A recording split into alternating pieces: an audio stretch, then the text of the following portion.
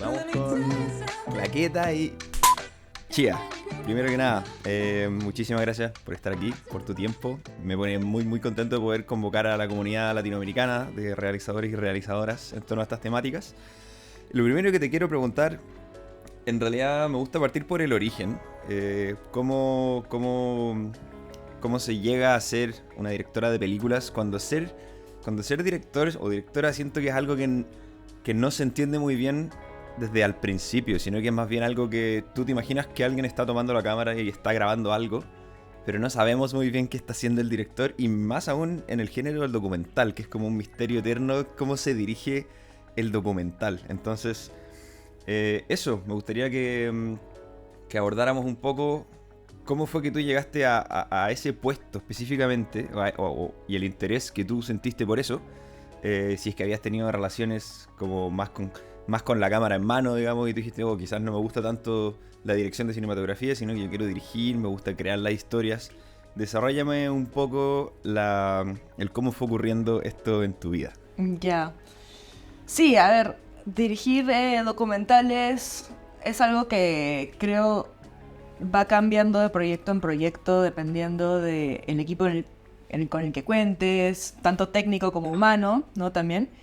Este, pero, a ver, te cuento un poco como mi línea, ¿no? Cómo fue que llegué a esto.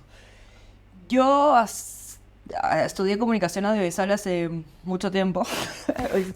Y claro, muchas de las primeras producciones que yo he hecho, las he hecho en muchas posiciones, ¿no? Como que yo grababa, yo editaba, yo lo producía, yo lo dirigía, yo hacía sonido, como que todo, ¿no? Porque, claro, ¿En Perú? en Perú, sí. Comencé Dale. a trabajar primero saliendo de la universidad en una organización que se llama Sociedad Peruana de Derecho Ambiental, que de hecho fue como un poco mi puerta hacia todo el mundo de conservación, de medio ambiente, de viajar por el país, la selva principalmente, trabajando con pueblos indígenas muy cercanamente, y como que me enamoré de todo ese mundo y de cómo el documental podía ser también un puente para que otras personas conozcan esas realidades. No todo el mundo puede viajar tampoco a espacios naturales remotos, ¿no? Entonces, conocer esas realidades, las culturas que viven ahí, sus también luchas, ¿no? Las injusticias que pasan ahí, creo que había mucho potencial, y creo que el Perú es un país con mucho potencial de historias de la relación de los seres humanos con la naturaleza, ¿no? Entonces me fascinó eso, y claro, como ya me mandaban estos viajes, yo tenía una cámara en mano y comenzaba yo grabándolo, editándolo, sin saber siquiera que existía esa diferenciación entre los puestos, ¿no? Como produciéndolo, claro, porque llegas a un lugar, tienes que llamar a alguien por teléfono para que te reciban, dónde te vas a quedar, qué vas a comer, o sea, producirlo todo, todo, ¿no? Y de repente eres productora. Claro, y dirigirlo porque, claro, hacías entrevistas y lo estabas dirigiendo mientras lo ibas grabando o editando. Incluso había una también dirección quizás un poco más inconsciente de estar moldeando alguna historia, ¿no? Creo que en ese comienzo tampoco conseguía el documental, o como también me gusta llamarlo, como la no ficción. Creo que es un poco más rela- relajado en el sentido que hay más espacio para experimentar. Creo que a veces cuando llamamos las cosas documental, la gente se imagina un formato muy rígido. Bueno, no concebía las historias de no ficción como las concibo ahora tampoco, ¿no? Entonces creo que ahí poco a poco también en refinando más que nada mis técnicas de narración, de storytelling, por así decirlo, es que me empieza a fascinar más el mundo de cómo contar una historia más que estar atrás de la cámara. Obvio que a veces también me toca estar atrás de la cámara, ¿no? Y lo disfruto muchísimo también, ¿no? Pero la otra parte de tener muchas piezas de un rompecabezas y casi como craquearlo para ver cómo puedes contar una historia es lo que hoy por hoy me emociona más, ¿no? Después de mucho tiempo de hacerlo autodidactamente, ¿no? De ir a grabar, editar, producir, todo, eh, me salió una oportunidad de estudiar en Estados Unidos gracias a una beca Fulbright, cine documental. Entonces, fueron 2 años donde también aprendí muchas técnicas de narración de no ficción y cómo podía aplicarlas, y también de ficción, cómo puedes también un poco prestarte técnicas de ficción para contar tus historias, que en este contexto son de no ficción, como puede ser y concebir, ¿no?, un documental como una película también, ¿no? Como que me pasaba bastante que, y me pasa todavía, que la gente es como que, no entiendo, ¿es un documental o es una película? Y es como, los documentales también son películas, o sea, ¿no? No es como toda otra categoría de algo rígido y aburrido, también puede tener historia, también puede tener mensaje, y también puede tener un arco narrativo, ¿no? Entonces, bueno, creo que también en ese proceso de estudiarlo, empecé también a retar el formato en el que contaba historias y poco a poco también ir encontrando mi voz, ¿no? Hasta lo que más o menos ahorita me atrae, ¿no? Y sí, más o menos así fue. Brutal, qué buena. Me gustó eso que dijiste, que dos cosas me quedo con lo que mencionaste. La primera, que tu visión de la forma de contar historias fue evolucionando. Igual algo aquí lo acabas de mencionar, pero eh, ya empezar a hablar de no ficción como algo que se expande un poquito más allá de lo documental. ¿Y qué habrán sido esas cosas, esos detalles o esos hitos que te fueron diciendo, que te fueron a hacer evolucionar esa visión del cómo se contaba la historia? ¿Que fue algo específico o, bueno, me imagino que relacionarte con la materia misma, pero sí, hubo algo en particular con lo que tú te fuiste encontrando que dijiste, hey, acá se pueden traslapar un poco los recursos, las técnicas, las formas de hacer las cosas, y la forma de contar historias puede ser de esta forma, no solamente de esta forma. Sí, creo que fueron bastantes, o sea, no se me ocurre como un hito, pero creo que sí es experimentar, o sea, el cómo contar una historia en tiempo presente. Para mí lo que me apasiona, ¿no?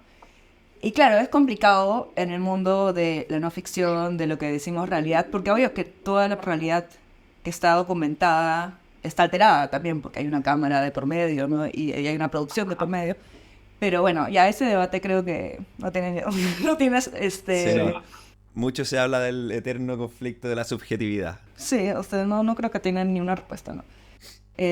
Correcta, por así decirlo. No. Pero sí, el cómo encontrar una historia que brille en presente. Creo que es lo que me empezó a interesar y lo que todavía me interesa, ¿no? Y es complicado porque, claro, la definición de una historia yo creo que es algo casi en tiempo pasado, ¿no? O sea, si nos remontamos como que a cuentos así de cuna o crónicas, todo es como, érase una vez, ¿no? Pasó tal, tal, tal, y ya hubo esta resolución de tal. Entonces, ¿cómo sabes que lo que estás siguiendo en presente va a ser interesante, va a evolucionar, como a dónde va a ir, ¿no? Es bien difícil poder encontrar una historia que se está desarrollando en presente, ¿no? Y también en un tiempo limitado, porque claro, puedes seguir a una historia por 10 años y no pasa nada y de repente en 2 meses pasó todo, ¿no? Y entonces es como, ¿cómo lo delimitas también, ¿no?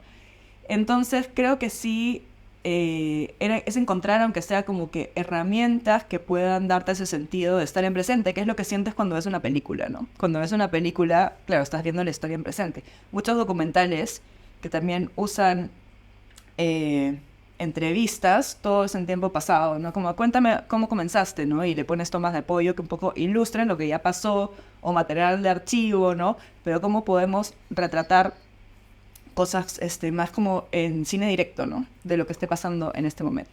Y creo que esas técnicas, algunas como de cinema verité, otras de cine directo, de cómo puedes estar ahí y cómo también tener una participación activa desde la mirada de la cámara, ¿no? Porque tú también no sabes lo que está pasando, ¿no? En el momento. Y cómo Ajá. fluir entre las acciones que están pasando, quizás como escribiendo... Uy, voy a apagar esto. Quizás como escribiendo oraciones con movimientos de cámara, ¿no? Y tratar de escribirla mientras estás grabando y también en la preproducción versus también en la post, ¿no? Entonces, ese tipo de como herramientas y cómo jugar con esos ejercicios creo que es algo que me empezaba a dar esa dirección, si tiene sentido. Ajá. Sí.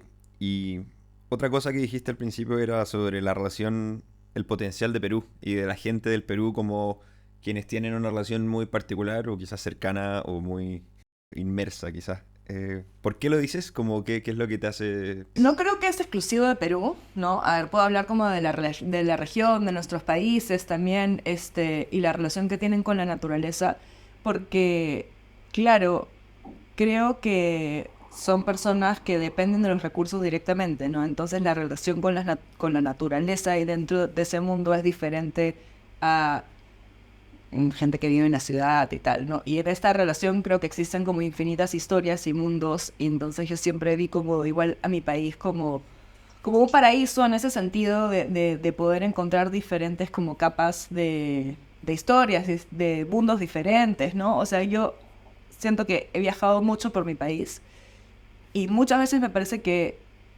estoy en un lugar nuevo. Digo, es como 17 países dentro de un mismo país, ¿no? De lenguas, de culturas, de ecosistemas, de pisos altitudinales, de especies. Entonces es como, para mí, como un universo infinito de donde podemos encontrar ese tipo de historias dentro del universo del mundo natural, ¿no? De wildlife, de relacionarse con la naturaleza, que es en el que estamos tú y yo. Ajá. ¿Cuáles son las historias chías? Las historias que a ti te despiertan algo en particular, que tú dices, esta es una historia que tiene que ver con... Bueno, algo me despierta. ¿Cuál es una historia chía?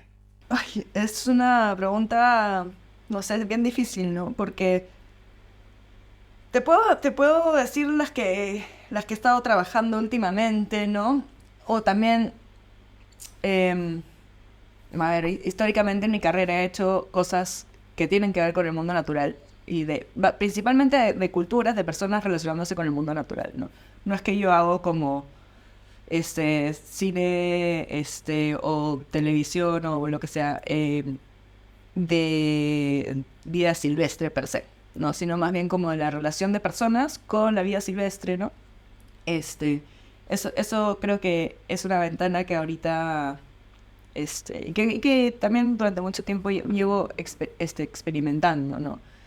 Últimamente, no sé si por coincidencia o no sé por qué, como que estoy trabajando bastante con niños o con jóvenes, y me parece también como un universo súper interesante, ¿no? De cómo niños y jóvenes también ven la naturaleza y cómo puede también eso cambiar su visión en la vida, ¿no? Ajá. No puedo evitar irme a Shirampari, en realidad, con esto que mencionas, porque, bueno, por lo menos fue el primer trabajo que yo vi de ti, que es la historia de este niño, justamente que debe pescar este pez en el río Amazonas. Bueno, a modo también de contexto y para quienes escuchan, que Shirampari fue una película que te hizo girar bastante por el mundo, la verdad. Tuvo participación en importantes festivales, o sea, estuviste, no sé, en Big Sky, estuviste en La Habana, Palm Spring, Francia, o sea, de la lista de festivales por los que estuviste dando vueltas, Sundance.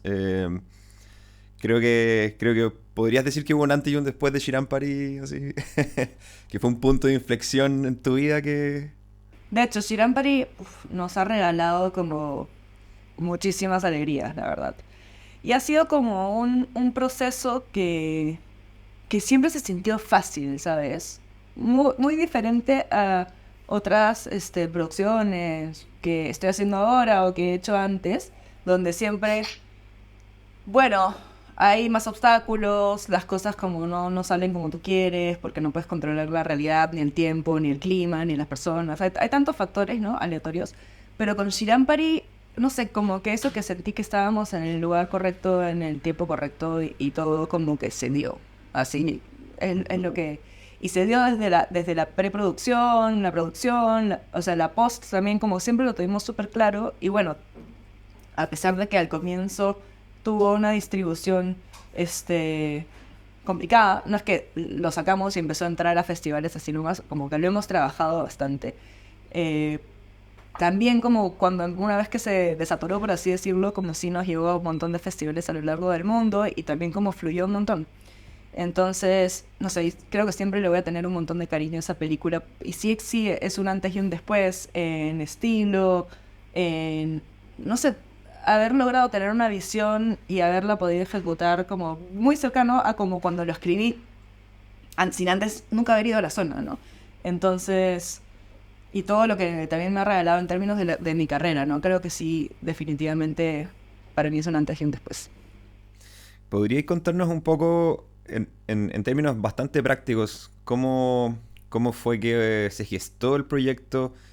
¿Fue por el cual se te otorgó la beca de Explorer, o no? Sí, Ajá. Por ese proyecto tú te convertiste en una exploradora de National Geographic Society.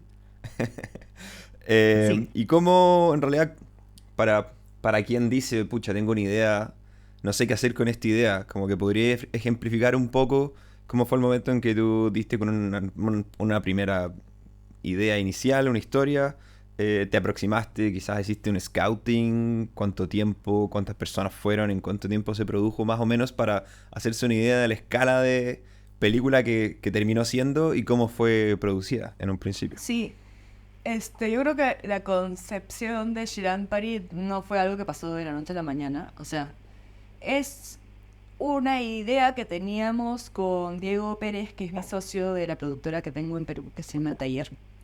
Este, hace más de 6 años, 6 años antes de grabarla, la hemos grabado en el 2022. Entonces, 6 años antes, él fue a Yurúa, que es donde la región del Amazonas, bueno, queda en Ucayali, ¿no? Pero de la Amazonía, donde rodamos Shirampari, a tomar fotos. Y vio a un hombre saliendo del río con un pez gigante como en el hombro y le preguntó cómo pescaste eso, ¿no? Porque son enormes. Y nunca había visto él tampoco bagres tan grandes. Y le dijo que bucean y con una lanza, con un gancho, lo enganchan y lo sacan. Y se quedó obsesionado con esa imagen. Y él es fotógrafo principalmente. Y lo que él quería en un comienzo era ir a tomar una foto como subacuática del momento en el que enganchaban el bagre. Entonces, según él, que el agua era transparente del río, que mentira, porque llegué y no se veía nada. Y es como que, bueno, me mentiste. Un barro así. Pues, pero ya no importa. Él quería hacer una foto, ¿no? Y solamente se puede ir a esa zona en una ventana de tiempo donde el río se empoza, se generan estas pozas y los bagres se quedan como ahí atorados y es que ahí los puedes enganchar, ¿no? Entonces no es que puedes ir en cualquier momento. Entonces pasaban los años y siempre cuando llegaba esa temporada es como que, puta, otro año más que no puedo ir a tomar esa foto, ¿no? Y me decía como, quiero hacer algo, pero no sé qué.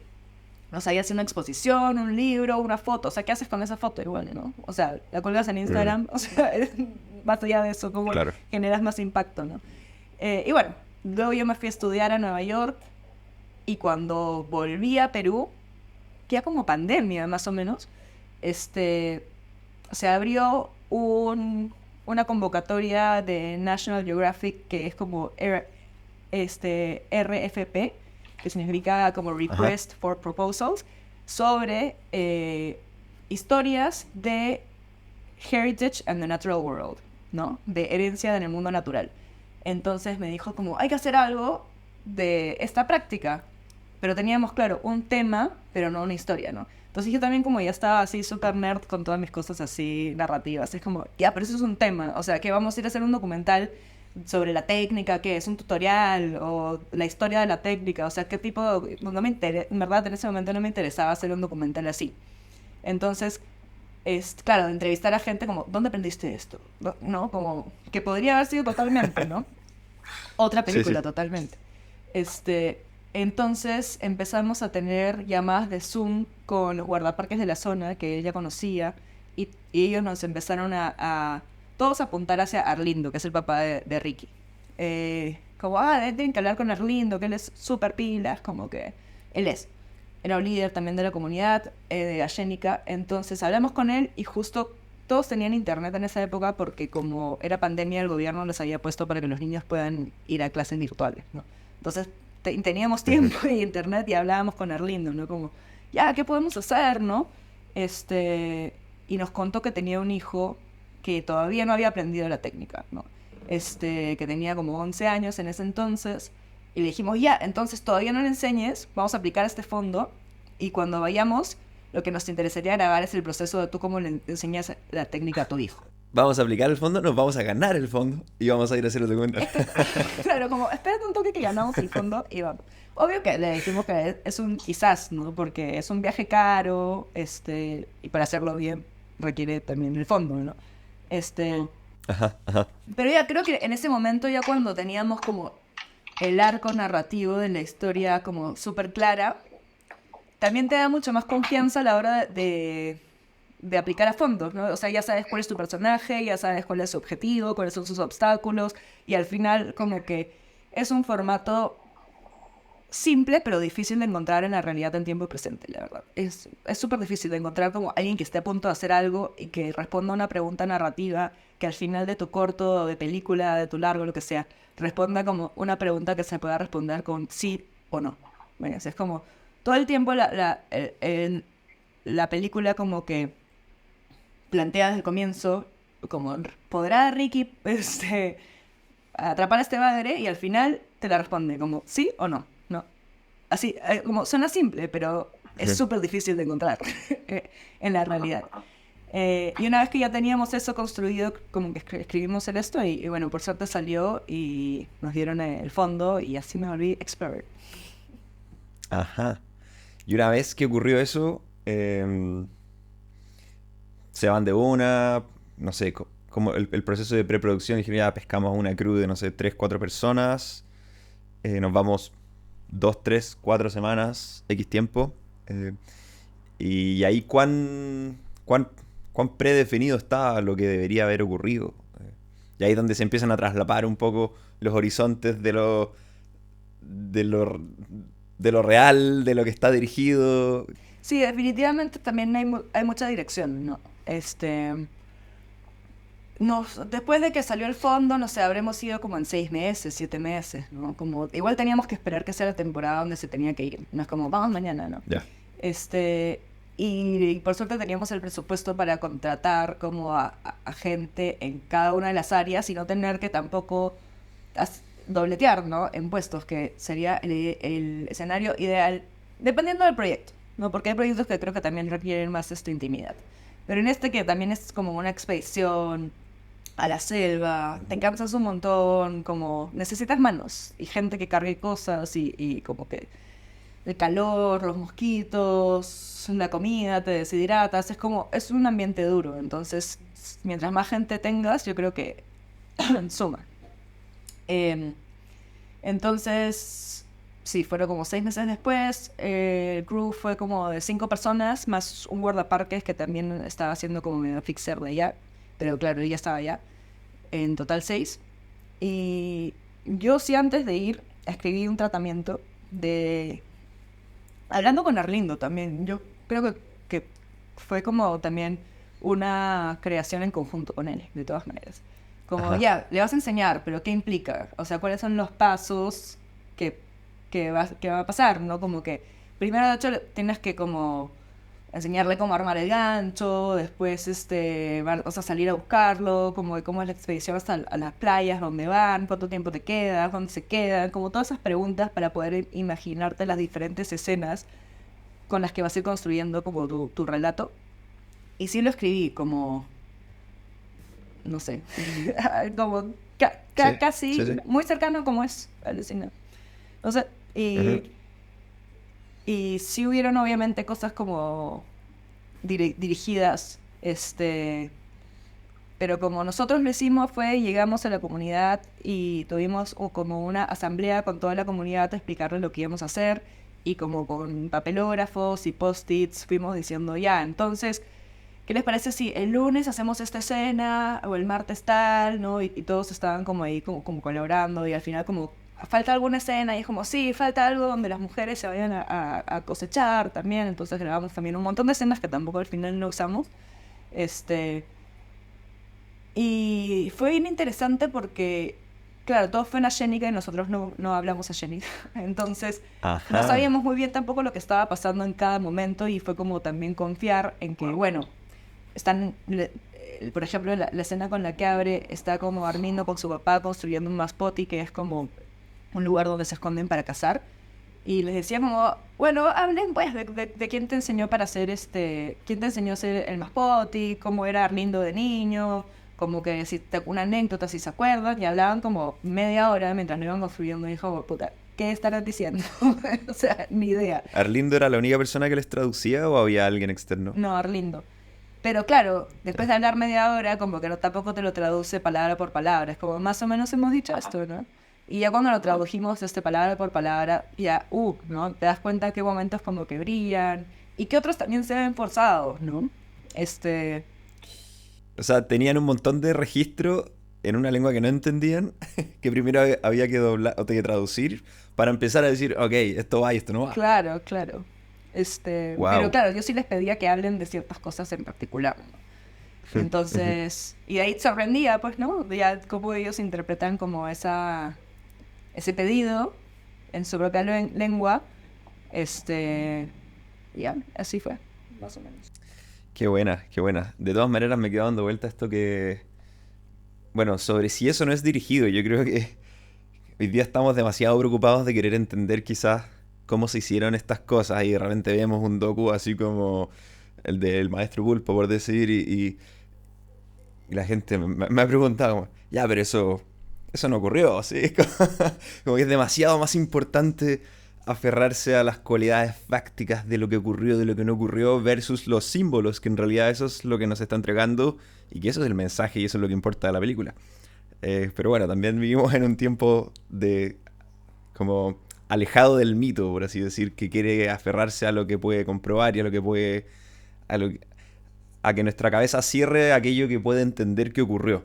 Yo creo que a la gente también como le raya un poco eso en la cabeza, ¿no? Como hasta qué punto es lo que estoy viendo es real o no. Y es un debate que, como te digo, no creo que tenga ninguna respuesta, porque nada es realmente real ni tampoco ficcionalizado. Igual hay muchas cosas reales dentro de las películas de ficción, ¿no? O sea, yo creo que también Ajá. cuando actúas estás experimentando sentimientos reales y hay como momentos que igual brillan, ¿no? Y a mí sí me parece que mucho del cine más interesante que se está haciendo como que juega con esa línea, ¿no? O películas de ficción que parecen como documental o documentales que parecen películas de ficción, ¿no? Entonces como, y también me encanta como no saber qué cosas estoy viendo, ¿no? Como a mí me Sí, parece una cualidad sí, que le suma un montón. me encanta también. Me encanta también cómo jugar con el traslape de los géneros, de las cosas en general. Creo que esa exploración en los medios artísticos, no sé, siento que es lo que más nos expone a una sensación nueva, original o inédita, y también quizás incómoda, y que te remesa de alguna forma. O sea, estoy viendo un videoclip, estoy viendo una película, es un videojuego, es un docu, ¿qué es? Claro, Y esa sí. necesidad de querer... Y claro, y cada vez yo creo que lo vamos a poder saber menos, ¿no? También con todo el tema de la inteligencia artificial, como que ya nunca vas a saber exactamente si lo que estás viendo es real, incluso como que generado de la realidad, o sea, entonces, no sé, es como también cómo usas esa ambigüedad para, para construir cosas también más interesantes, más allá de ese debate, ¿no? Es interesante. Claro, sí, me gusta que sean esos tiempos donde se están, bueno, se presta para todo, también para grandes conflictos y dificultades, pero cómo se funden al menos, cómo se funden estas cosas y estas definiciones que siempre hemos entendido como súper dentro de una caja, de repente ya no son cuadradas, son polígonos con formas curiosas que se combinan y cambian de colores y ya no sabemos muy bien Sí, total, lo que total. estamos viendo. Ajá, pero bueno, creo que así también se expande un poco nuestra percepción de las cosas, así que está bueno. Y después de, bueno, tengo un poco una seguidilla de hitos de tu vida. Tengo nota.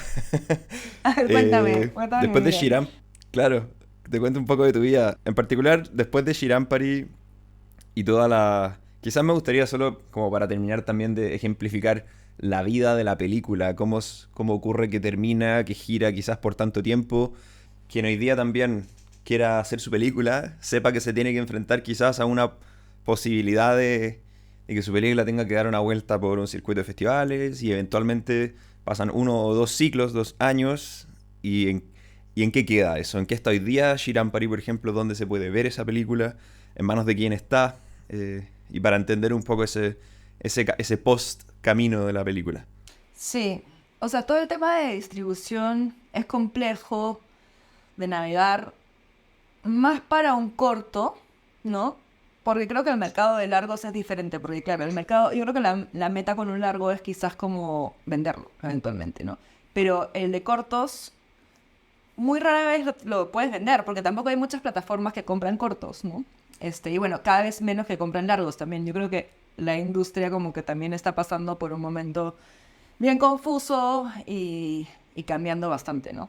Pero bueno, te puedo contar de la experiencia de Shirampari, ¿no? Una vez que lo terminamos, o incluso desde antes, cuando ya estábamos en post, empezamos a hacer una estrategia de festivales que en un comienzo no funcionó, como te decía, ¿no? Como era, o sea, como se dice en Perú, como chote tras chote, como rechazo tras rechazo. Y, y sí creo que es súper importante hablar de eso, porque la gente, claro, en redes sociales, incluyéndome a mí, que digo que quiero hacer como un post, pero no me da el tiempo para hacer, no lo he hecho, de todos los rechazos como la colección de rechazos que... Me gusta, estamos en inédito aquí. Sí, ya lo coleccionábamos, era como ya nos cagábamos a risa, lo mandábamos por el chat y era como, ya, otro chote, ya, chote. Pero ya en un momento ya te empiezas a dudar también como, puta, yo pensé que tenía algo chévere, de repente no lo es tanto. Bueno, de repente que alquilamos una sala de cine en Lima, invitamos a gente, lo pasamos y ya, se acabó, lo colgamos como en YouTube o en algo así como abierto en internet, ¿no? Y bueno, poco a poco como entró a uno, y ya cuando entró a Doc Leipzig, que es un festival de documentales y animación en Alemania, empezó a agarrar como que, puta, como una bola de nieve, ¿no? Parece que algún programador de Sundance lo vio en Doc Leipzig, no lo sé, no me consta tampoco. Y empezó a entrar a uno, a otro, y claro, todo ese tema de festivales también es como la vida, como que, claro, si uno lo quiere, ya todos lo quieren, ¿no? Es como, ya, ahora sí, no sé. Sí. Y por suerte tuvo como un gran recorrido, pero casi como que tuvimos los primeros 10 meses de nada. Y claro, no solo es un proceso desgastante desde el punto de vista emocional, de tiempo, porque la comunidad te pregunta, oye, ya, ¿dónde está? ¿Dónde lo puedo ver? Tus amigos, tu familia, es como, también lo caso decirle como, no, nadie lo puede ver. Está como así, escondido. ¿Por cuánto tiempo? Ha estado escondido un montón de tiempo, que se lo vas enseñando, no sé, en persona a la gente, ¿no? Pero que no lo puedes tampoco compartir mucho porque compromete también toda la chamba que estás haciendo con los festivales, ¿no? Como es, Claro. los festivales trabajan con la exclusividad, ¿no? Porque por eso venden entradas, por eso también venden prestigio, ¿no? Entonces no puede estar abierto, ¿no? Que es una decisión, no creo que todos los cortos deban ir tampoco por festivales. Creo que hay un montón de cortos también como que luchan por una causa social o activismo, que necesitan como que esa inmediatez también y que esté abierto para todo el mundo. Es como bien relativo a lo que quieres cuáles son tus objetivos de distribución, ¿no? Y bueno, una vez que fue ya a Sundance, o sea, en Sundance también fue un antes y un después totalmente, ¿no? Porque Sundance es un festival muy grande, me atrevería a decir como el más grande de cine independiente del mundo, o uno de los de Estados Unidos, yo creo que definitivamente.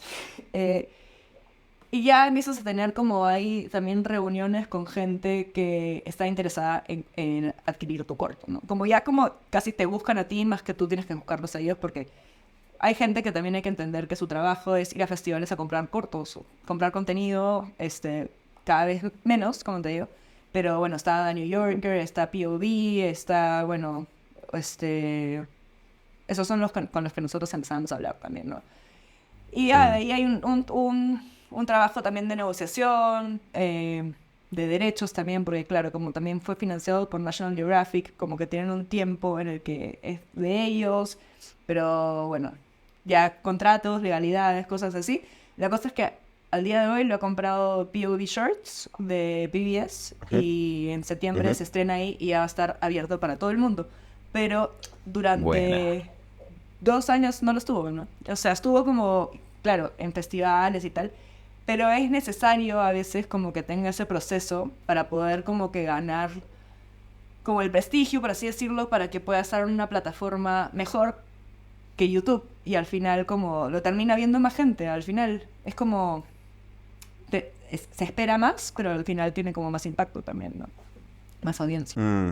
Sí, creo que todo el mundo de la distribución es un tema bastante amplio y creo que implica un análisis previo de, bueno, quien sea que dirige ese proyecto audiovisual, hacia dónde se quiere conducir y también muchas veces por cuestiones accidentales que el programador de Leipzig haya visto tu docu y haya dicho que esto está bueno, se colgó de por ahí, llegó a otro lado. Em, pero está bueno, creo que me gusta analizar como la vida y la historia, la post-vida de cualquier material de este estilo. Y cómo se van colgando y cómo se van sucediendo los hechos de una película que, bueno, eventualmente va a ser estrenada para PBS y es como que logro igual de 10 meses de tropiezos y de, bueno, me imagino frustración de no saber qué iba a pasar con eso. Ahí creo que es súper importante también como la relación entre como la persona que está haciendo producción y dirección, porque hacerlo como también sola toda la distribución puede ser bien agotador y puede ser como también bien desgastante, hasta emocionalmente, ¿no? Es como, también hay que entender que en los cortos documentales, sobre todo, los personajes que salen han comprometido su tiempo muchas veces a cambio de nada, ¿no? O de muy poco, quizás, ¿no? Entonces también hay una responsabilidad con ellos y para mí, a mí también me frustraba como que, ya, o sea, quiero sacarlo también no solo por mí, sino por ellos, o sea, por toda la gente que ha estado involucrada, pero bueno, ahí yo creo que la perseverancia al final nos dio más frutos. Está bueno, eso también es otro tema que encuentro muy interesante, cómo se trabaja, sobre todo cuando se están registrando las vidas de otras personas, de otras culturas, etcétera. En otro capítulo de este podcast conversaba con Pablo Alvarenga, no sé si lo conoces, el fotógrafo uruguayo que vive en Brasil, también explorer de Nat Geo, buenísima onda. Y hablábamos un poco de esto mismo, de que tú vas y te metes en la vida de la gente y que también con confianza se generan espacios que eventualmente tú estás trabajando con eso y eso sale al mundo y hay una serie de como prácticas que a veces no se toman sobre cuál es tu compromiso con el lugar en el que estás trabajando. Finalmente son personas de una comunidad que tienen una identidad, que también estás comprometida de alguna manera con eso también. Es como un ámbito más incluso de todas las cosas que hay que ver cuando uno trabaja en un aspecto de un proyecto de esta naturaleza. Como qué tipo de conexión tú tienes con eso, si es que la tienes o no, porque también no necesariamente ocurre siempre, pero tú estuviste inserta en la vida de alguien, estuviste grabando, no sé, a su familia, y luego te vas de ahí. ¿Qué sigue pasando con eso? Sí, claro, es loquísimo, es loquísimo. Y creo que hay que tener un montón de consideración con las personas que abren como su intimidad también a espacios, a esferas públicas, su cultura, su intimidad, sus relaciones familiares, como un montón de cosas. Este, y saber también cómo poder tratar de devolver algo, ¿no? Como muchas veces estas personas ni siquiera ven el cortometraje, ¿no? Es como, bueno, gracias, chao, Claro. gracias por todo, me voy. Eh, Ajá. y es complejo, pues, ¿no? Sí, se generan Ujú. vínculos bien interesantes, pues. Pasado la historia de Shirampari, se empezó a tejer lo que luego fue, bueno, tengo anotado otro hito, que fue Dream to Cure Water, donde tú fuiste directora asociada, si no me equivoco. ¿Cuál es el rol? Como una consultora, Ujú. ayudando a Cyril, que fue el director, como a darle forma también a la historia, ¿no? Estuve ahí en la producción, en el rodaje, en Beirut, y Ujú. también estuve presente en la edición, donde también le tratamos de dar como Ajá. una forma a la pieza. Ajá. Me gustó, a mí en verdad me gustó mucho esa película. Y bueno, me llamó la atención que tú aparecías ahí en los créditos con una figura que dije, oh, ¿qué es esto? O sea, ¿quién es, cómo es una directora, un director asociado a un proyecto de este estilo? Que bueno, en particular esta historia y visualmente es muy linda también y donde ocurre y el tratamiento que tiene. A mí, bueno, ganó el último Santiago Wild, también ha girado un montón. Eh, Fue por ahí como tu relación con Cyril que empezó a... Cómo nació en realidad inicialmente esa relación. eh, y, y- y esta figura de dirección asociada, como te contactaron a ti y dijeron, bueno, Sí, quería buscar el crédito exacto, a ajá, ver si lo encuentro. para... Porque creo que no estoy como directora asociada. Productora, si no me equivoco. Productora Sí. asociada. Bueno, ya después te lo puedo pasar en todo caso, ¿no? Pero sí, fui como Ujú. una consultora, como editing consultant, story consultant, algo así. Mm. Y fue como también algo en construcción. Hoy ya me perdí entre todas las ventanas que tengo abiertas. Perdona. Ya, ahí está. Ya, fue en construcción. O sea, nuestra relación comenzó por Nat Geo, los dos somos explorers, y hay un programa como que se llama Second Assistant, donde alguien que está como más comenzando en su carrera, como ayuda o asiste a alguien como más que está más experimentado, ¿no? Entonces yo viviendo en Perú, como que me dijeron, ¿quieres ayudar a Serial con este proyecto que está haciendo en los Andes? Y fue como, sí, claro, vamos. Y estuvimos como 3 semanas siguiendo estas diferentes comunidades en los Andes y su manejo de aguas debido al calentamiento global también.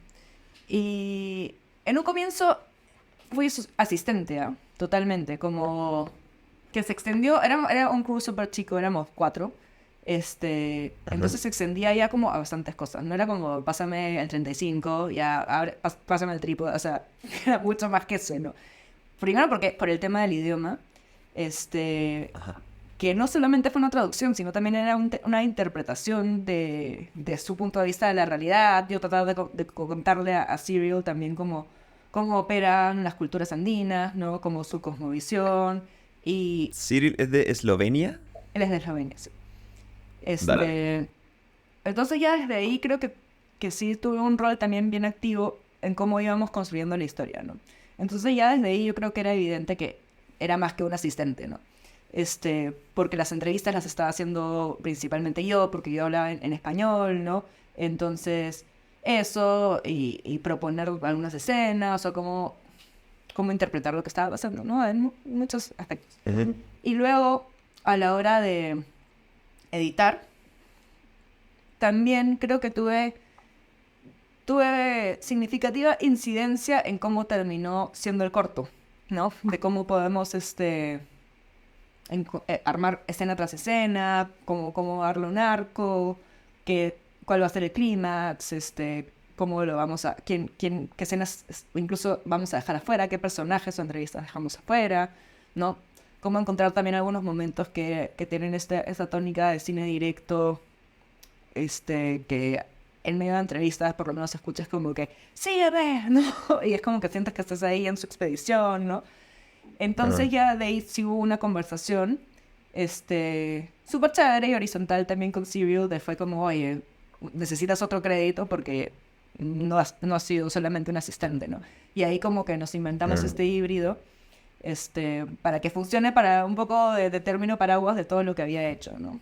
Y así. Qué buena. Me gusta pensar como qué otro, qué otras formas puede tener tu rol de dirección en otro tipo de proyectos. Y bueno, en particular esa película a mí me gustó mucho y tenía curiosidad de cómo había sido tu relación o tu despliegue en ese lugar. Eh, Posteriormente, ¿qué vino primero? ¿Irse a Groenlandia o hacer tu película? O sea, son procesos paralelos igual, ¿no? O sea, hacer mi Ya. película como mi largo está en construcción hace 3 años y yo creo que por lo menos tiene 3 años más, ¿no? Entonces, Ajá. no creo que es algo o sea, que tampoco es algo que estoy haciendo exclusivamente, ¿no? Paralelamente también hago otros proyectos y trabajos y cosas así. Pero sí, para cuando me fui a Groenlandia ya había grabado 2 temporadas de Tiburón Ballena en Perú para la película. Ajá. ¿Queréis contar, ya que mencionaste un poco la película primero, ¿queréis contarnos un poco de eso? No sé, hay un nombre, un ¿en qué está?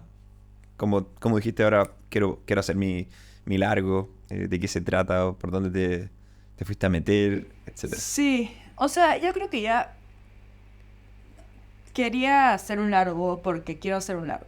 O sea, simplemente, ¿no? Porque Ajá. ya he hecho varios cortos y quería tratar de hacer un largo. Todavía quiero tratar, sigo tratando, la verdad, Ujú. de hacer un largo. Más por experiencia, por tener esa experiencia y aprender también en el camino, ¿no? ¿Y cómo nació? Era la otra pregunta. Sí, Nació porque yo durante la pandemia conocí a Alejandra Mendoza, que es una investigadora marina que estudia tiburones ballena en el norte del Perú. Y desde que la conocí como que me quedé súper impresionada con su trabajo, primero porque yo no tenía idea que los tiburones ballena pasaban por el Perú, ni idea. Entonces cuando me enseñaba como que su Instagram y sus fotos como que buceando al costado de tiburones, era como, ¿qué? ¿Eso es en Perú? Como, no lo puedo creer, ¿no? Como, incluso me acuerdo de enseñársela a amigos o a gente, y era como, no, eso no es en Perú, eso no, o sea, no me creían, ¿no? Y era como, ay, man, ya de por sí me pareció un tema interesante, ¿no?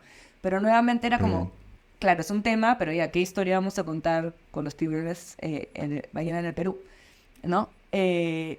Y ella siempre quiso también hacer un documental sobre los tiburones porque lleva trabajando durante 10 años y quiere que también se conozcan más. Y me decía, hay que hacer un documental de los tiburones.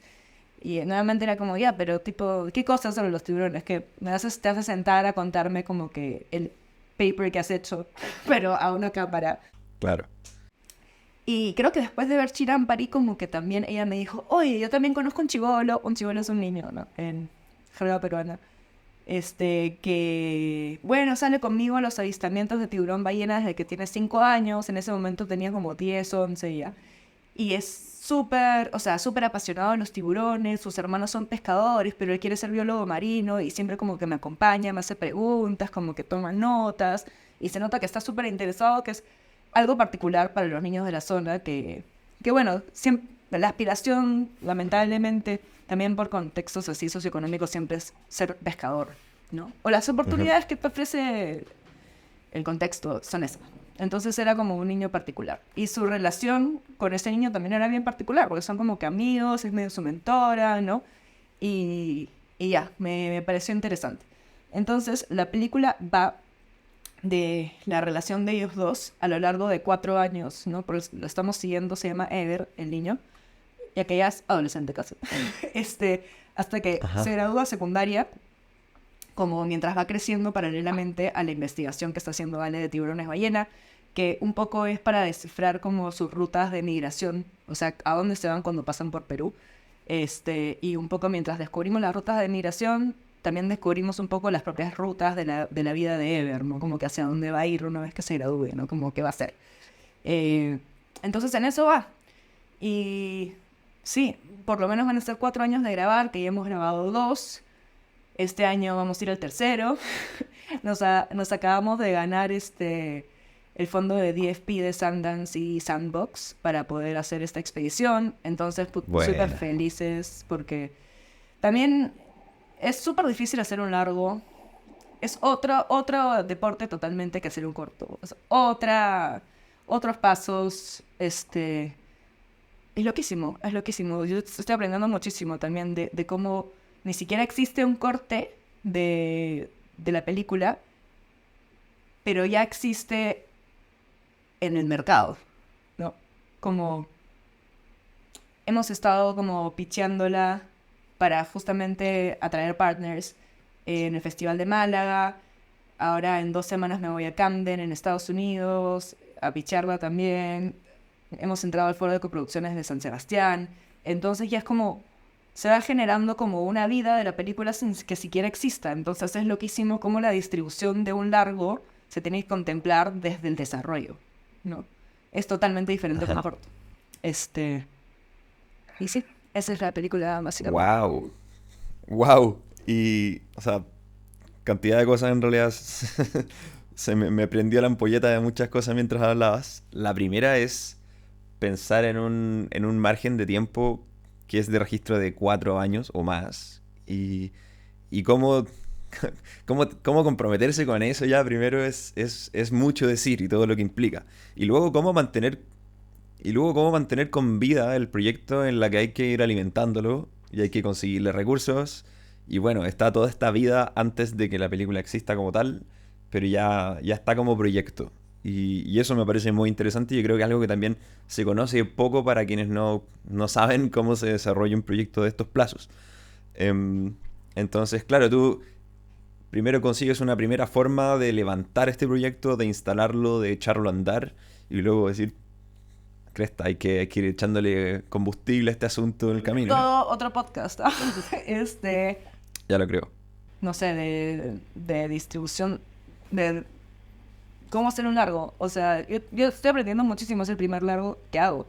Es un gran compromiso, Sí. definitivamente. Más porque mucho del equipo también se han mudado por el mundo. Mucho, o sea, la mayoría del equipo está ahí por pasión, compromiso con la historia, con el ecosistema, con los tiburones. O sea, es un equipo muy comprometido, que está como, lo hacemos, o sea, como sea. O sea, como, y lo hemos hecho como sea. Los 2 primeros años, la verdad que lo hemos hecho con muy poco presupuesto, pero sentíamos que ya, o sea, ya nos habíamos puesto como que esta meta y es como, ya, como sea, vamos, hacemos. Ya ahorita como que siento que ojalá empiece a tomar un poquito más de estabilidad también financiera, porque esto no me va, ¿no? Pero Claro. sí, el otro día que estaba hablando con Ale, que es la investigadora, también tiene mucha incertidumbre porque, claro, estamos tratando de planear el próximo viaje y es como, bueno, apenas haya tiburones te aviso, porque ahora con el cambio climático y los fenómenos meteorológicos es como, no puedes, o sea, es tan impredecible que es como, ya, voy en diciembre o en noviembre, es como, no sé, te aviso cuando hayan tiburones, ¿no? Ahí, o sea, son cosas que no puedes controlar. Este, y me decía como, bueno, a ver si se adapta a tu agenda, ¿no? Y yo le decía como, ya, este proyecto, o sea, no, o sea, ya se ha vuelto como que casi lo más así importante en mi vida, es como, no como que si se adapta a mi agenda, es como, yo voy a tener que adaptar mi agenda a este proyecto Ujú. porque, no sé, ya has invertido tanto de tu vida y, y tu tiempo y tu dinero y tus contactos y tanto que es como, ya, ahora sí, creo que para ti como directora no se vuelve así inminente, así como Mm. sabes que va a pasar. O sea, yo no sé cómo va a pasar, pero sé que va a pasar. O sea, sé que va a pasar porque tiene que pasar. O sea, ya he hecho demasiado como para que no pase. Y porque trabajo en esto todos los días de mi vida. Poquito, o sea, a veces 10 minutos, a veces un mensaje, a veces horas, a veces meses, pero todos los días hay algún momento del niño y el tiburón en mi vida, ¿me entiendes? Ajá. Entonces, creo que sí, hay que tener como ese sentido de inminencia para que pase un largo, así en el tiempo, porque si no, no va a pasar, definitivamente. Es como, alguna vez Chemi, que es el productor de Shirampari y de esto, como que me dijo, o me mandó algo, no sé, por redes, que decía, la naturaleza de una película es que no exista. O sea, tú como realizadora tienes que ir en contra de las leyes de la naturaleza y de la lógica para que exista, ¿no? Porque su estado natural es no existir. Y es como, sí, si no haces nada, no existe. Tienes que hacerlo todo para que exista. Qué buena. Creo que es como... O sea, me gusta ese mensaje y también que ejemplifique cómo está ocurriendo en tiempo real este proceso de tu proyecto que está en desarrollo, con el que luchas literalmente todos los días y como dice Chemi, como que hay que forzar... Sí, Chemi, ¿no? Hay que forzar un montón de cosas para que esto ocurra porque por definición no va a existir sola. Claro, si no hacemos nada, no va a existir. O sea, eso es lo que... Ujú, ujú. ¿Y qué tipo de cosas implica? O sea, yo creo que el nivel de compromiso y suena bastante loco querer embarcarse en un proyecto del que se sabe tan poco, del que se depende de tantas partes impredecibles, del que, bueno, dependemos de un entorno medioambiental eternamente cambiante, eh, de recursos para esto y de ir como constantemente ajustando y ponerlo al centro de tu vida finalmente. Es como que alcanzó un punto de no retorno, me imagino que tú dices, ya estamos embarcados en esto, hay que solamente seguir Ya hice la haciéndolo. mitad. O sea, no sé cómo, pero o sea, ya fue. Si hice 2, voy a hacer 4. O sea, ya fue, ya fue. Qué buena, creo que es un bonito mensaje de, como, de valentía también y de pensar cuánto tiene que haber para que un proyecto comience, agarre su primera forma y ya se lance, digamos, porque yo creo que lo que más quisiera alguien averso a este tipo de incertidumbres es es tener el panorama lo más claro posible y decir, bueno, necesito que estén los planes lo más trazados posible para lanzarme. Y en realidad acá hay es como que eso ya es un afán de un control que es imposible. Tienes que rendirte. Es lo caso. Yo creo que ahí también voy a tratar de poner esto. Pero ya, primero voy a decir lo que tenía que decir. Como que creo que también hay un aspecto casi espiritual de por medio. Alucinante. Es bien loco.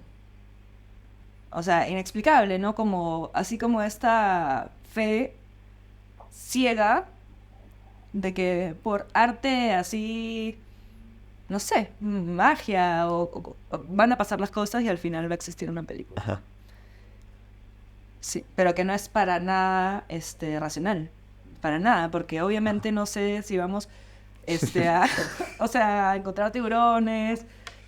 Claro, por lógica no tiene sentido. Claro, no tiene sentido, pero ahí estamos. ¿Qué implicaba a nivel, no sé, te has tenido que meter al agua, a bucear, a como relacionarte con el mar de forma mucho más directa, con los tiburones? Sí, pero ha sido, o sea, y sigue siendo como un proceso para mí, ¿no? Porque a mí me encanta el mar, pero no era buceadora. Ahora recién me he sacado mi licencia de buceo y es también como toda una reconexión con ese mundo porque yo también he trabajado mucho en la Amazonía, ¿no? Como, no, es totalmente otra dinámica, otras variables, otro mundo, otra cultura, ¿no? Totalmente diferente. Y me parece también como fascinante y creo que también por eso es que lo sigo como persiguiendo porque sigue interesándome, sigue viendo como un proceso de exploración para mí, de, de que acercarme cada vez como a este mundo submarino, de cuáles son esas especies, no sé, de bucear. Bucear me parece una cosa locaza también, o sea, yo nunca la había hecho. Ajá. Está bueno eso de que si bien tú estás explorando, o en realidad estás intentando darle vida a un proyecto, también es un proceso súper personal de exploración. Y por dónde eso te va llevando, creo que, bueno, ahí está el proceso, ahí está el artista, creo yo. Sí, no, y ¿sabes qué? Y creo que lo mismo me pasaba bueno, con los proyectos que siento como míos. Es que para mí, o sea, ya el estar ahí es un payoff como que solito, ¿no?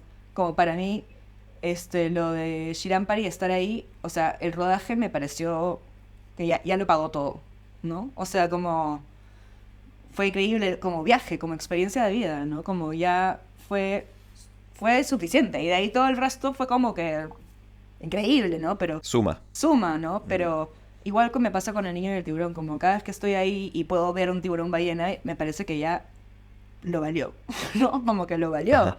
Y ver a este niño crecer también, que es como también una relación súper súper hermosa, ¿no? Y que conlleva un montón de responsabilidad, porque también creas en él expectativas de que sí va a ser el biólogo marino, ¿me entiendes? Y si no, de ahí no puedes abandonarlo, porque lo conozco desde que tiene 12, diciéndolo, tú puedes ser biólogo, tú sí puedes. Y Elena es como que, listo, ya terminé de rodar, gracias, o sea, ya tuve como entras a la universidad y chao. O sea, no, también no, es irresponsable, ¿no? Entonces también son todas las conversaciones de cómo lo podemos seguir apoyando, como hay que hacer un crowdfunding, gente que ve este podcast, para ponerles clases de inglés, que pueda postular a becas, que se pueda quizás ir a hacer una pasantía a Galápagos, que la temporada pasada estuvimos con unos biólogos marinos que vinieron a Perú desde Galápagos a ayudar a tallar a los tiburones. Entonces, como seguir apoyándolo al margen de la película. Sí, que heavy que, bueno, el desarrollo de este personaje y de este protagonista que te está siguiendo. O sea, es su vida, que alguien Es su que vida, tú ¿verdad? que en tu vida te hayan registrado por 4 años porque eres el protagonista. Y yo creo que no tiene idea en lo que se ha apuntado ni la magnitud de cuánta gente en el mundo sabe que existe, ¿no? Me da como, a veces como, puta, si supieras todo, o sea, a cuántas personas le hemos hablado de este proyecto. En festivales, así Mm. como en inglés se llama Ever and the Sharks, entonces como que su nombre está en el título, ¿no?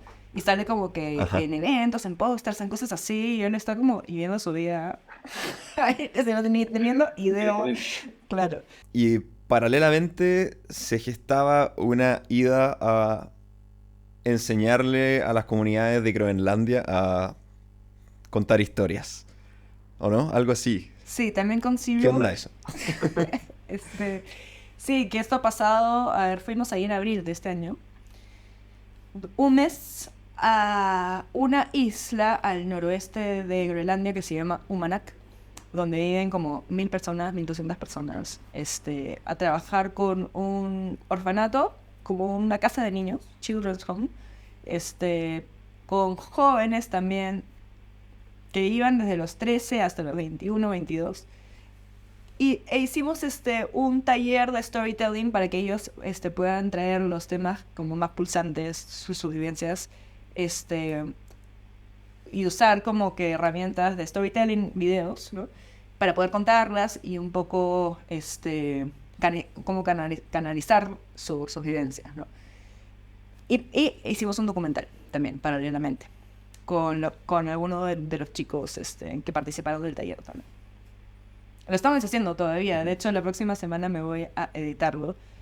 Y va a ser interesante también darle forma a eso. ¿Qué hay de esas narrativas propias del lugar? Me imagino que se encontraron con, que es algo que igual hoy día se comenta mucho en torno a cómo se rescatan las narrativas propias de los lugares y quitarle un poco esta etiqueta de la narrativa colonial que llega, va, saca las historias del lugar y luego se va. ¿Con qué se encontraron? ¿Qué cosas evidenciaron ustedes de esas comunidades? Sí, es que tiene demasiadas como capas, ¿no? Nosotros fuimos con la intención de contar historias sobre ansiedad climática, ¿no? Porque como que Groenlandia está como en primera fila del cambio climático, se están derritiendo los glaciares y ellos dependen mucho también como de los glaciares y el hielo en general en su vida, o sea, muchas palabras para ice y lo que significa como que el ice en su vida está muy relacionado con su identidad. Entonces el hecho de que ya no haya tanto hielo es como no solo una ruptura cultural, sino también logística, ¿no? Esta isla en la que estábamos, en invierno el mar se congela, ¿no? Y se vuelve como sea ice, ¿no? Entonces es una capa de hielo blanca, que parece nieve así como inmensa, pero es el mar congelado. Entonces, puedes transportarte de isla en isla mientras haya hielo, ¿no?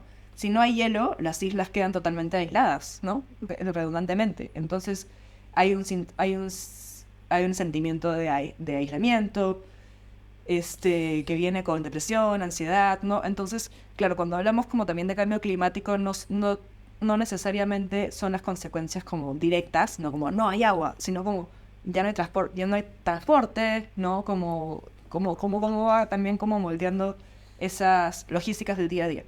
Entonces, claro, hay muchas capas de eso, ¿no? Y lo que comenzó siendo ansiedad climática también fue tomando otras vertientes de ansiedad en general, ¿no? Porque muchas veces las consecuencias de este aislamiento, una local, como lo explicaba, como es tan caro viajar que la gente viaja emborrachándose y con drogas. Es lo más práctico, ¿no? Como que, imagínate ir en una isla con 1000 personas, ¿no? Como ya en un momento, entonces no puedes viajar porque tienes que salir en helicóptero, que cuesta mucho dinero. Entonces, claro, te emborrachas, drogas, y muchas veces llega a suicidio, lamentablemente, ¿no?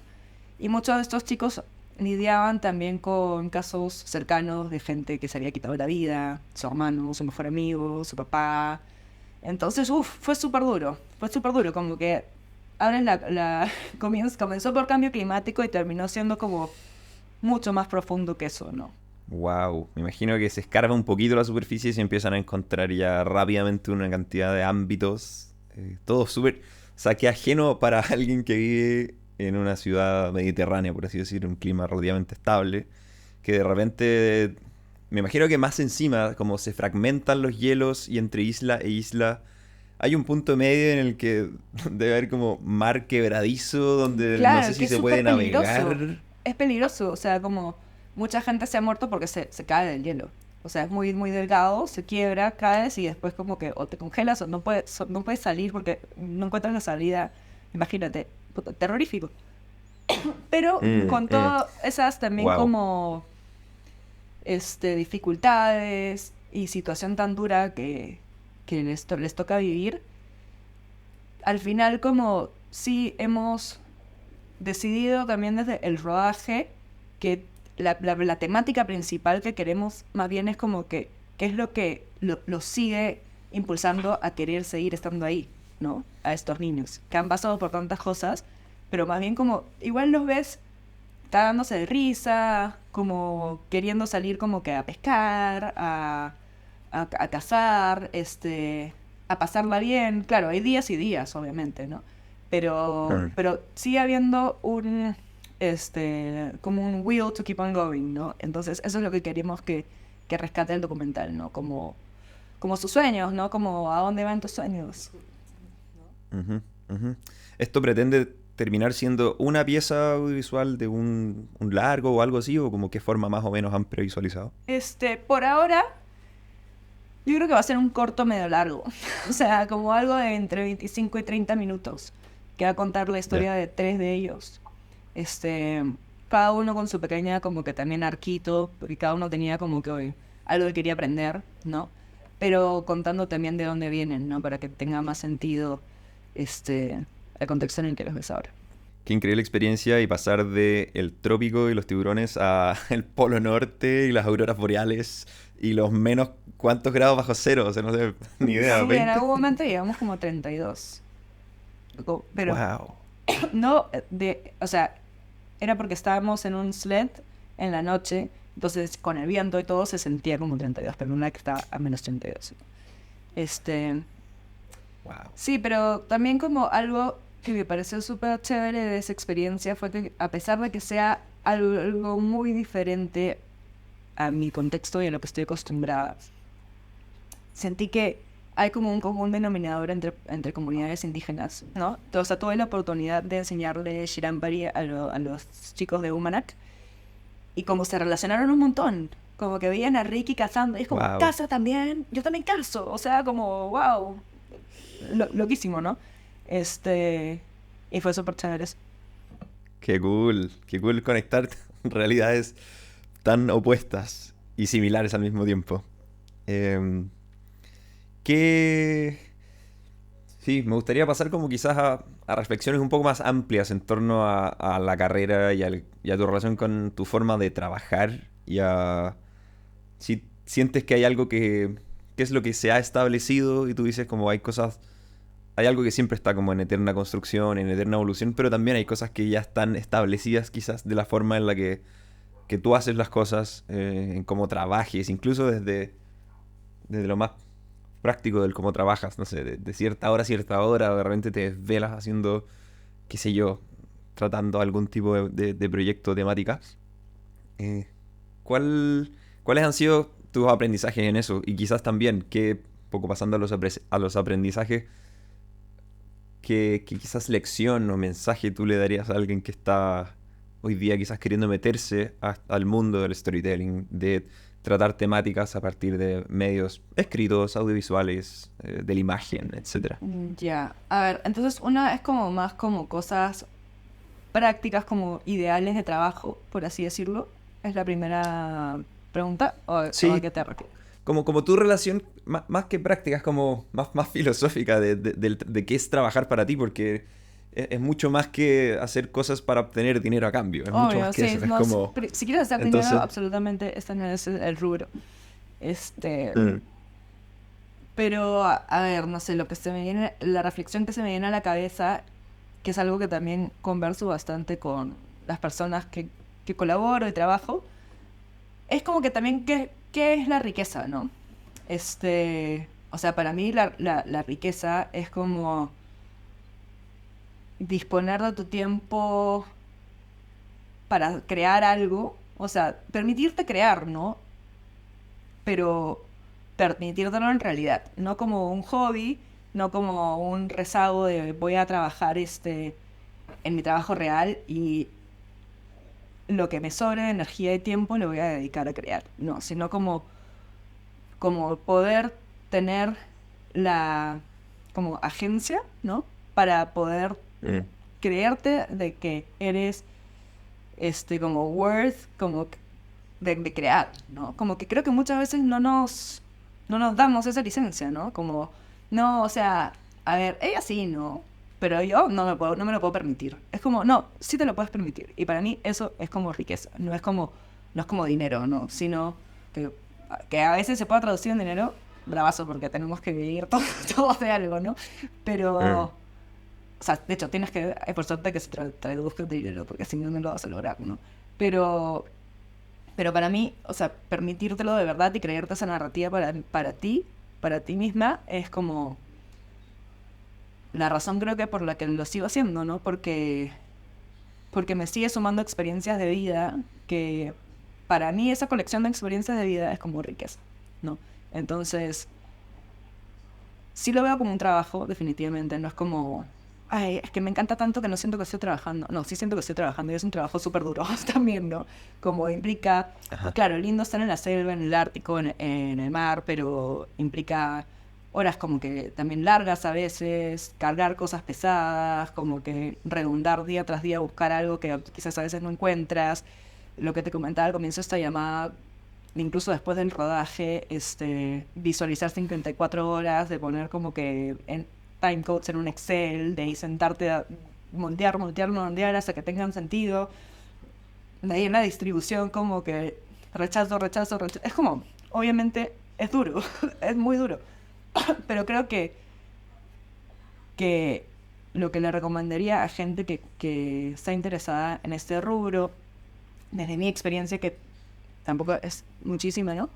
Eh, es como tratar de ver cada como segmento como su propio payoff, ¿no? Lo que te decía, como tratar de disfrutar el presente mientras lo estás haciendo, ¿no? Y no tratar de esperar algo a cambio, apuntar hacia algo, sí, pagarte en el camino, justamente porque no sabes si alguien te lo va a comprar después, creo que es importante. Pero tratar de que todo lo valga también, ¿no? Porque también implica bastante sacrificio, ¿no? Entonces, tiene que compensarte de alguna u otra forma, ¿no? Ajá. Me quedó un poco dando bote cuando hablaste del estado creativo. Y es algo con lo que también observo un montón. O sea, como que yo tengo varios conflictos con el en, en qué estado creamos. Y a veces me pasa que, no sé, puedo ver el estado creativo como algo que está allá, y yo estoy acá, y la pregunta es, ¿cómo llego a ese estado creativo? Porque, no sé, muchas personas que no se sienten o no creen que son creativas o no se dan el tiempo para eso, tiene que ver porque falta ese puente, que es como, ¿cuáles son los espacios o bajo qué condiciones yo puedo crear algo? Y me parece que son condiciones bien específicas y que vale bastante la pena conocerlas, que cada uno conozca sus estados creativos, que implican bastante apagar el resto de las cosas, como eliminar un poco los hiperestímulos externos, o a veces también puede ser empaparse de estímulos externos, pero en algún momento dado, y esto lo pienso como a mí me ha resultado, es apagar un poco el resto del mundo. Y decir, qué he coleccionado en estos momentos donde me he expuesto a los estímulos, desde ver una película, ir al cerro o salir a empaparme de lo que ocurra en la ciudad con los ojos muy abiertos, por así decir. Y luego cómo eso adentro mío se está en una juguera y luego sale convertido en cualquier forma creativa. Pero esos estados creativos, ¿cómo tú te relacionas con ellos? ¿O son quizás más constantes? ¿Entraste tú en un quizás un entrenamiento tal que convives con eso todo el tiempo? ¿O a veces ocurren bajo ciertas condiciones específicas que tú has dedicado? Es decir, no, yo me encierro en mi laboratorio, o salgo, o voy al café, como ocurre en ti. Creo que un poco de los dos, ¿no? O sea, hay veces que tienes que traer un estado creativo a la fuerza porque tienes un deadline de algo, de una postulación, de algún laboratorio, de alguna entrega, ¿no? Y es como, bueno, tengo que encerrarme en esto y algo tiene que salir, ¿no? Y creo que también está un poco los que, no quiero decir como que brotan de la nada, porque no creo que nunca nada brota de la nada, Pero que sí lo siento diferente cuando es como un motor como de energía interna de algo que inminentemente tengo que contar. No sé, hoy día me pasó y fue como, y lo escribí como que de otro proyecto, o sea, una idea de un proyecto, ¿no? Y lo como que lo escribí en un papel y fue como, bueno, no sé si lo haga o no, pero, pero como que Tenía que me salir. brotó, no me brotó, estaba viendo, de hecho, los trailers de la programación de Camden, un festival al que voy a ir, como a ver qué películas quiero ver. Y eso como que había trailer tras trailer y como que fue como, wow, esto más esto como que hizo una conexión y fue como, me gustaría hacer algo así, ¿no? Entonces sí creo que también tiene que haber una intencionalidad a la hora de crear, de regar un poco tu yo creativo, ¿no? Que muchas veces es como un juego también, ¿no? Creo que tu yo creativo es como la niña, el niño que tenemos todos adentro Claro. cuando estabas jugando a crear cosas, ¿no? A crear como un dibujo o a crear, incluso cuando jugabas con tus muñecos de niña, creabas como que hay historias y creabas cosas. Y ya que creo que Un cuando mundo. vamos creciendo es como, no, ya no puedo, o sea, ya eso son como infantilidades, ¿no? Entonces como sí permitirte tener como este flujo constante de rellenar como tu bucket, no sé, pero Ujú. también como de sacar cosas, ¿no? Por el ejercicio de tener también un flujo de conciencia de sacar cosas, ¿no?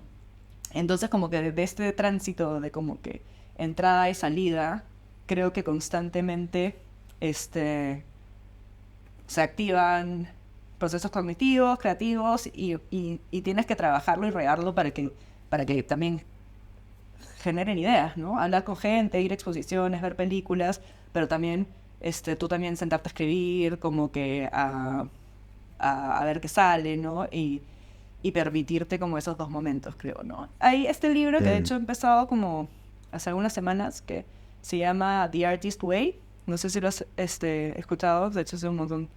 el título no lo he leído, sí. Sí. Bueno, es como un entrenamiento también de eso, que también tiene que ver con la espiritualidad de crear. A veces eso como que a mí también me da un poco de reparo, como que, no sé, no, pero me puede sonar un poco esotérico. Pero es interesante, tiene sus cosas interesantes del proceso creativo. Está bueno. Y también pienso cómo expandir, cómo expandir a veces lo creado, porque podemos tener un montón de ideas y estar en nuestro, no sé, este es mi laboratorio, este estudio donde yo estoy ahora y tiene mis cosas. Pero, pero pienso cómo se sale del laboratorio y creo que es con más personas. Creo que de tener una idea a ser capaz de materializar cualquier cosa que solo tus manos, uno a uno, tú con aquello, puedan hacer, ok, eso queda ahí, pero cómo se expande eso. Y yo creo que ahí el tema de cómo uno se conecta con la comunidad, con las personas, o hacer que las cosas escalen, que ya es como pasar a un segundo nivel desde que tú partiste haciendo todo, siendo la camarógrafa la que editaba, a que ya eras una crew de personas y, y luego los proyectos se expanden y salen volando lejísimos. Eso creo que también es un punto súper interesante, que quizás es el que a los creadores más les cuesta atravesar, que es pasar de ser un individuo que ocupa todos los sombreros a ya empezar a requerir de otras manos y que el proyecto como que expanda su escala. Sí, implica yo creo que bastante soltar también, soltar control, porque claro, cuando lo haces todo tú sola crees que como que casi obsesivamente puedes como controlar todos los procesos y en verdad creo que el aprender a soltar y bueno, tener un equipo en el que confías para poder soltar, ¿no? Es como te tiras al vacío pero sabes que te van a agarrar de cierta manera. Y darles el espacio también para crear, ¿no? Porque también, ¿cuál es el sentido de que contrates a gente o armes un equipo, ¿no? Y de ahí les hagas, le digas cómo hacer las cosas, ¿no? Creo que a mí en Shirampari eso me pareció súper chévere porque siento que cada persona puso como desde la misma visión como una perspectiva nueva y eso fue lo que lo hizo también tan especial, ¿no? Sí. Y por último, hace poco también vi una publicación tuya en Instagram donde hablabas, estabas creo que exponiendo algo en algún encuentro de National Geographic, me parece, y decías que la chía de los 21 años jamás se habría imaginado que a tus 36 ibas a estar ahí parada. Si Total, te o sea, encont- nunca, nunca, nunca, nunca, para nada. ¿Qué le dirías? Te encuentras con la chía de esos 21 años y la ves en el momento en el que sea que esté. La tomas del hombro y dices, 3 puntos. ¿Qué le dices? ¿Qué le diría? No sé, que siga haciendo lo que le llena en el presente, y que siga como confiando que las cosas van a suceder, ¿no? Yo en ese momento nunca tampoco tuve la ambición de pertenecer como a National Geographic. Yo sé que hay mucha gente que sí, y me parece como alucinante. Yo nunca lo vi ni siquiera como una posibilidad para mí. O sea, no tenía idea que existía el concepto de Explorer y que mucho menos que yo podía hacer una, para nada, ¿no? Pero nunca lo aluciné. Entonces, por eso es como que me parece también tan contrastado como que el tiempo entre esa foto, entre una foto y la otra, ¿no? Como wow, en realidad yo creo que cuando te dejas de poner como límites, también se te abren tantas otras oportunidades que ni siquiera sabías que existían.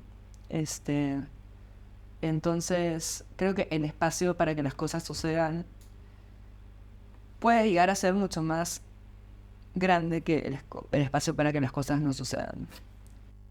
Mm, mm.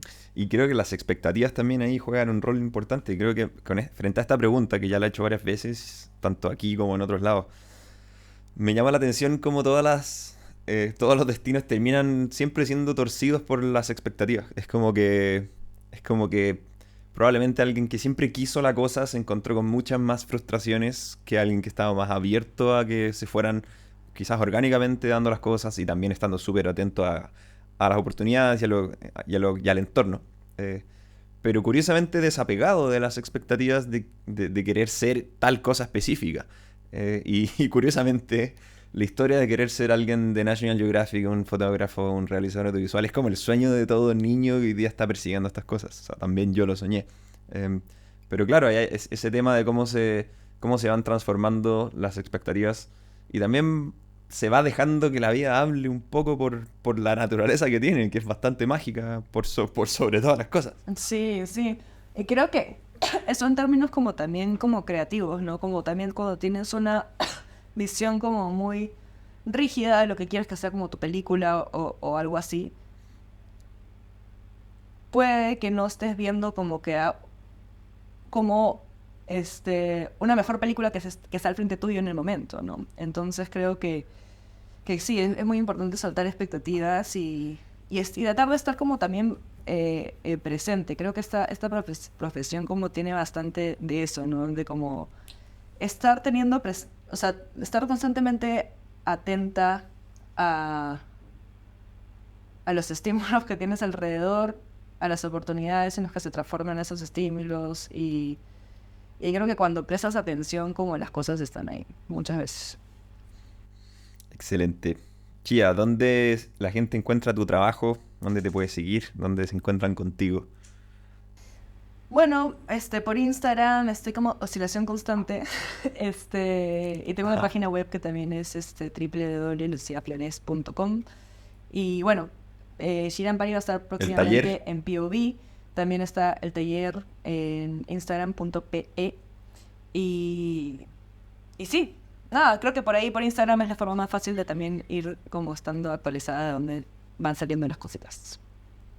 Buenísimo. Bueno, qué gusto. Muchísimas gracias por esto. Lo disfruté un montón. Sí, yo Creo que hay ideas también. muy, muy buenas. Buena Genial. conversa. Te agradezco Sí, mucho. gracias por la invitación. Eso, esperemos, bueno, ya sea vernos aquí, allá. Bueno, yo voy a pasar por Barcelona en octubre. Después sigo a Bristol porque voy a ir al festival de Wildscreen. Ay, yo Y también voy después a vuelvo a ir. Barcelona. ¿En serio? Sí, ya. O sea que ahí nos vemos de todas maneras. Buena. Sí. Brutal. ¿Vas a hacer algo específico en Wildstream? Sí, postulé como voluntario y quedé. Así que voy a estar Ah, trabajando en el festival. bravazo.